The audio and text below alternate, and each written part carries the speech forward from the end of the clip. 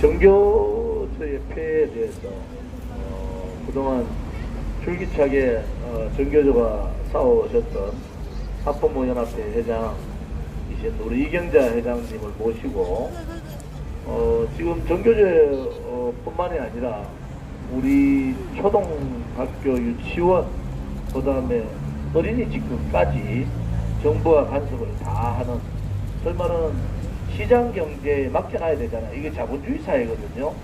그것을 그냥 정부가 간섭해서 공립화시키고, 공립화시키면 좋죠. 좋은데 기존에 있는 학원들이 영향을 받지 않아야 되잖아요. 그것을 강압적으로 위원회 장관 들어와가지고 그런 식으로 정부에 의한 강압에 의해서 사적인 영역을 정부가 간섭해버리는 그런 상황이 왔지 않습니까?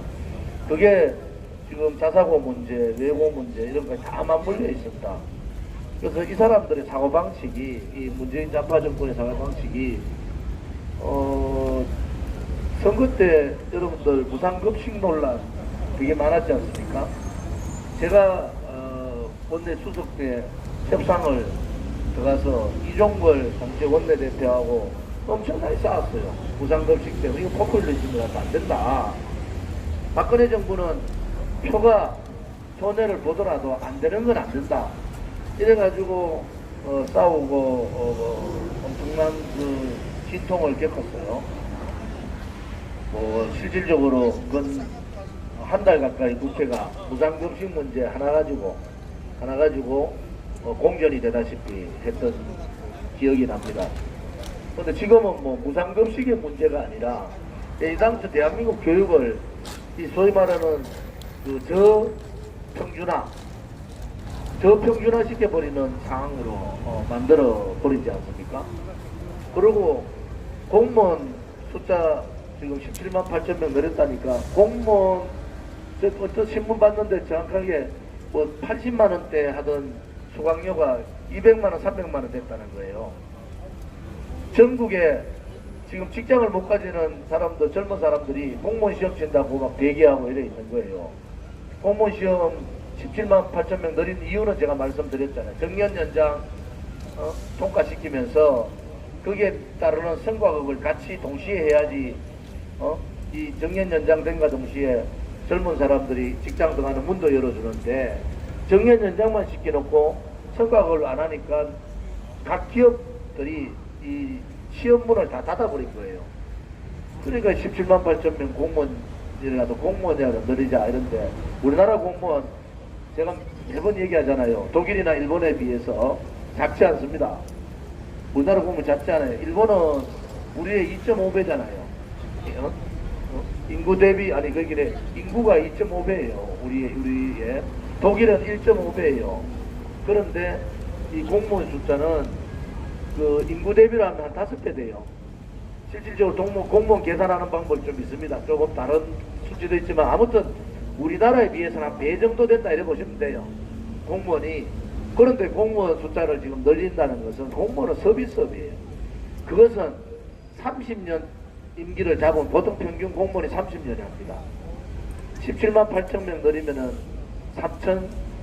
330조 들어갑니다. 330조. 여러분 330조는 한 가구랑 따지면 얼마나 그랬죠 제가? 5천만 원이에요. 공무원 17만 8천 명 늘려가지고 330조의 돈이 들어가는데, 그 돈을 한 집마다 5천만 원씩을 공무원 그 돈에 쓰는 거예요. 그 계산이 아주, 여러분들이 계산을 그렇게 하시면 앞으로 100조, 그래서 330조 기준을 딱 정하세요. 330조가 한 가구당 5천만 원이다. 그러면 예를 들어서 200조다. 그러면 벌써 돈이 나오지 않습니까? 3분의 2잖아요. 3분의 2 정도.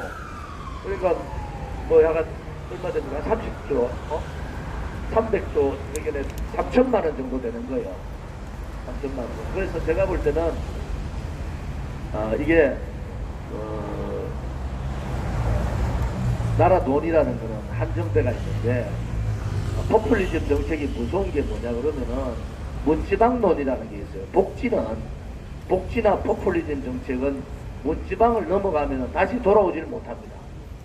왜? 돈을 받던 사람이 안 받으면, 처음부터 안 받으면 모르는데, 받던 사람이 중단을 하면은 엄청난 반발이 생기는 거예요. 그래서 복지정책 하나 쓸 때는 미래를 생각하고 그 문지방을 조심스럽게 아주 천천히 모든 준비를 하고 넘겨야 된다. 그래서 이 문지방론을 좌파들 분들이 다 무너뜨려 버린 거예요. 그래서 이제 그 세대별로 따지면은 지금의 20대, 30대, 10대, 여기 고등학생, 중학생부터 그 책임을, 지금 중학생들부터 그런 이제 빚의 책임을 다 지게 되는 거예요. 지금의 포퓰리즘 정책이. 되돌릴 수 없는 그런 복지 정책을 무분별하게 남발하고 있지 않습니까? 이 문제는 우리 재정하고 같이 맞춰야 되는데, 우리가 지금 명목 소득이 성장률이 2%입니다. 보통 2% 성장은 제로 성장이라 해서 모든 국가가 허리띠를 졸아매요. 소위 말하는 그 축소 재정을 하는 겁니다. 확대 재정이 아니라 재정을 줄이는 거거든요. 그 다음에 행정에 있어서도 포퓰리즘 정책보다는 재정 규모를 돈을 아껴 쓰는 그러한 정책을 해야 되는데, 지금 신케인즈 이론이라는 게 21위가 신케인즈 이론 뭐 떠들어 샀던데, 그거는 성장률이 3% 이상 4% 5% 갈 때의 얘기지, 신케인즈 이론 때문에 지금 소득주도 성장이 들어오고 최저임금의 급격한 인상이 들어와서 자영업자가 무너지고 서민이 무너지는 거예요. 그거를 주장하고 있는 사람들이 정신없는 사람들이라고. 이거는 확대 재정이에요. 돈을 많이 써야 되는데, 돈이 많이 있으면 많이 쓰면 좋죠. 근데 이 성장률이 2%대로 떨어지면은 어느 국가든지 간에 미래에 대한 재정을 걱정하게 됩니다. 그래서 결국은 돈을 땡겨 쓰는 게 소위 말하는 의료보험, 그 다음에 연금, 국민연금. 그래서 우리가 보험이나 연금이 대단히 지금 취약하고 무너질 상황이 있기 때문에 지금 제 나이부터, 그죠?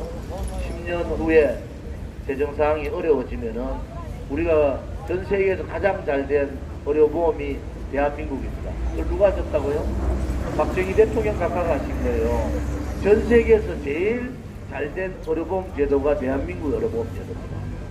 그런데 지금 의료보험 기금이나 그 다음에 이 지금 국민연금 기금이나 이런 부분, 또 공무원연금도 마찬가지고, 공무원연금은 박근혜 대통령 계실 때 공무원연금 개혁을 한번 해서 한번 해가지고 330조, 실질으로 따지면 한 600조, 재정으로 보면 600조, 실질 줄인 건 한 330조 줄였어요.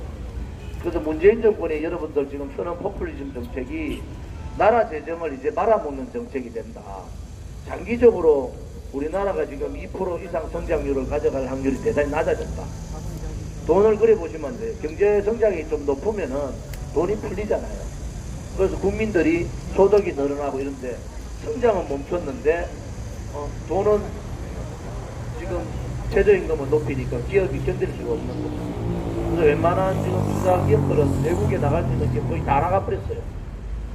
지금 우리 외환이 괜찮다 하지 그렇지 않습니다. 단기 외채, 그 다음에 중단기 외채, 그 다음 채권 일시에 다 빠져버렸어요. 잘못하면. 지금 허평한 대표님 계시지만은 지금 그 북한에서 실험하고 있는 신무기라는 거 있잖아요. 신무기가 무서운 것이, 우리가 비대칭 전력이라고 보통 쓰잖아요. 그러면 대칭 전력은 뭡니까? 저쪽이 신무기를 만들면 우리는 그걸 잡을 수 있는 무기를 가지고 있어야 되잖아요. 그게 대칭 전력이고, 저쪽에 핵이 있으면 우리는 사드가 있듯이 이렇게 대칭 전력으로 방어 전력을 가져야 되는데, 지금 이스칸데르나 지난 이틀 전에 발사했던 16일입니까? 16일 날 발사했던 거는 우리가 지금 막을 수 있는 대칭 전력이 없어요. 이게 대단히 심각한 문제다. 그 시스템으로 때리면은 서울까지 80초 걸립니다. 80초 만에 서울을 때리는 겁니다. 그 시스템으로. 그 다음에 평평 미군기지까지 1분 20초인가? 그 정도밖에 안 걸려요. 120초. 100초. 100초, 여기는 1분, 1분 한 40초 정도 걸려요. 무서운 무기인데 지금 이 문제에 대해서 장사정포나 그 다음에 신무기 2개의 신무기는 대한민국에서는 대단히 위협적인 무기입니다. 그래서 이제 미국이 정보기관에서 분석을 해보니까 이게 트럼프 대통령이 얘기한 대로 무시할 사항이 아니다. 그래서 볼턴 보좌관이 이게 유엔 위반이다. 그러고 미사일에 대해서 예의주시하고 하겠다 이렇게 발표를 한 것은 미국도 상상하지 못한 신무기들이 나오는 겁니다. 그래서 우리 공화당은 걱정을 많이 하고 있습니다. 사실은 저 새로운 무기를 계속 만들어내는데 그러면 북한이 먹고 살 것도 없다 하고 돈도 없고 지금 경제 제재 들어간 게 벌써 1년 넘었잖아요. 1년 넘은 거예요. 자, 그러면은 저 1년 넘을 동안 돈 들어오는 데도 없는데 지금 보니까 유엔에서 대한민국 정보기관에서 발표한 게 아니에요. 유엔에서 해킹 당한 것이 2조 4천억인데 그 중에서 대한민국이 해킹 당한 것이 10곳이라 31곳이 해킹을 당했어요. 그 총 금액이 2조 4천억인데 대한민국이 해킹 당해서 돈을 뺏긴 게 10곳이라는 거예요. 3분의 1만 잡아도 2조 4천억에 8천억 1조 가까이 됩니다. 그냥 해킹 당한 거예요. 그걸 우리나라 국가정보원이 발표한 게 아니에요. 유엔에 있는 북한 유엔 경제제재위원회가 발표를 한 거예요. 북한이 왜 저렇게 새로운 신무기도 만들고 돈이 계속 어디 가느냐. 우리 정보원에서는 그 당시에 몇백억 암호화폐, 그죠? 가상화폐 그거 해킹돼 있다고 얘기 나온 거예요. 그런데 뒤에 보니까 이게 지금 1조 가까이가 우리나라에서 해킹됐는데 우리 정보원은 한마디 말을 안 해요.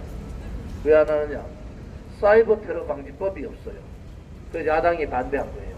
사이버 테러가 뭔지 우리 여러분 제대로 아셔야 되는 게 지난번 대선 때 북한의 사이버 테러단 2만에서 3만이라는데 지금 더 늘었답니다. 3만 명 정도 돼요. 이 사이버 테러단이 드루킹과 함께 대한민국의 SNS를 장악했습니다. 그 당시에 여권이었던 박근혜 정부에서는 사이버 테러 방지법을 통해서 그것을 차단을 했는데 민주당이 끝까지 반대합니다. 이제 지나고 나니까 그 반대 이유를 알겠잖아요. 자, 북한에 해킹 당하고 있지. 또 우리나라 SNS상에 우리 국민의 의사가 아닌 소위 말해서 동남아나 중국의 서버를 두고 대한민국의 SNS 시장을 잠깐 세워놓고 가신 거죠. 침탈했는 사이버 테러단이 있는 거예요. 자, 이게 실질적인 박근혜 대통령에 대한 탄핵의 여론이 이렇게 불순 세력들이 돌아서 탄핵이 됐다는 겁니다. 그래서 그것이 이제는 북한이 어려우니까 인력 수출도 잘한다고 어려우니까 해킹으로 들어가고 해킹을 전 세계에 해킹을 들어가서 2조 4천억 밝혀진 것만 2조 4천억 해킹 당했다는 거예요. 북한한테 밝혀지지 않은 거는 많지 않습니까? 그래서 그런 부분들을 우리가 대단히 예의주시하게 좀 보자. 그래서 안보는 안보대로 경제는 경제대로 외교는 외교대로 이게 뭐 총체적인 참사 상황이 오니까 우리 공화당이 투쟁을 하는 데 있어서도 한 발 한 발 대단히 신중하게 그래서 투쟁은 강력하게 하되 저들이 버려버리는 대한민국의 가치나 이런 위험성에 대해서는 우리가 좀 더 면밀한 조사를 해서 해야 되겠다 이런 생각을 가집니다. 8월 30일 날이 창당 2주년입니다. 오늘 아침에도 말씀드렸지만은 8월 30일 날은 국회에서 저녁 6시부터 8시까지 우리 여기 이제 기자회견 간단하게 빨리 마치고 국회에서 2시간에 걸쳐서 우리 공화당의 창당 2주년의 의 및 공화당의 역할, 비전 이런 부분을 가지고 우파 인사분들을 모시고 대토론회를 할 생각입니다. 대토론회를. 그래서 하고 그 다음에 31일 날 토요일 날에 우리 창당 기념 또 문화 행사, 창당 기념 조금만 행사를 내가 31일 날 할 계획. 한눈 팔면 넘어지고. 1부 서울역에 자꾸 있으라고 그러지 하고 가시지. 2부에 그냥 넘어가면 바람 불어. 광화문에 와서 창당 2주년 문화 축제 및 표기 집회를 같이 하도록 그렇게 하겠습니다. 하나 더 이제 추가로 다음 월요일 날 국회 사무실을 대회실 하나 빌려놨는데 우리 당에 젊은 인재들이 많이 들어와 있습니다. 생각보다는. 그래서 그 젊은이들의 어떤 그 팟캐스트, 우리 당에 있는 분들이든 또 우리 당하고 같은 생각을 갖고 있는 바깥에 우파 지금 그 유튜브 분들, 우리 당에 가입은 안 했지만 우리 당하고 같은 노선을 가고 있는 분들이 꽤 있어요.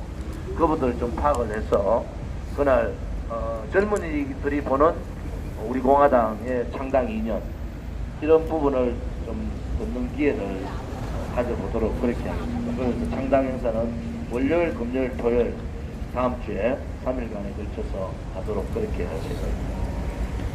제 얘기는 이 정도 하고요. 오늘 중요하게 우리 소위 말하는 있어요. 학생들의 어린이들, 학생들의 폰을 혼란시키는 그거 하지 말고 이거 좀 잡으라고 이야기 아까부터 이야기했잖아요. 넘어져가지고 다 깨지버려.